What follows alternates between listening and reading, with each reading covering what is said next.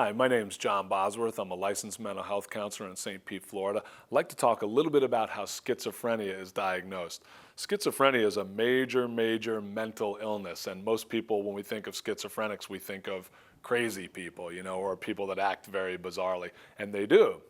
But a lot of research basically points to the fact that truly diagnosing somebody with schizophrenia starts usually in adolescence or early adulthood. Usually that's when we see the first onset of symptoms as far as any major hallucinations or delusions. And that's usually when people that I've worked with in the clinical literature suggest that they've really noticed a difference in their behavior, or they started noticing that there was something not quite right or actually very wrong with how they thought or how their thought process was.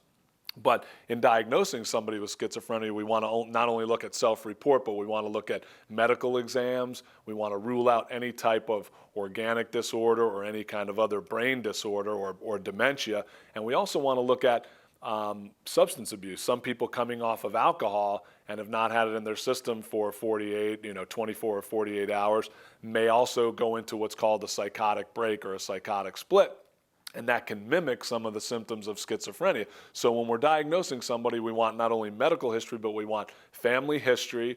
We want a medical history of the family. We want to look and ask if there's anybody else in the family that has been diagnosed with any kind of schizophrenia or psychotic disorder. And we also want to rule out other types of severe mental illness, which could include major depression or bipolar disorder. So in getting a true diagnosis for schizophrenia, we want to look at kind of a broad range of areas, including family and genetic history, medical history, substance abuse history, and we also want to look at age of onset of symptoms and what type of symptoms or cluster of symptoms are characteristic of the complaints that the person has come to you for. My name is John Bosworth, and we're talking about how schizophrenia is diagnosed.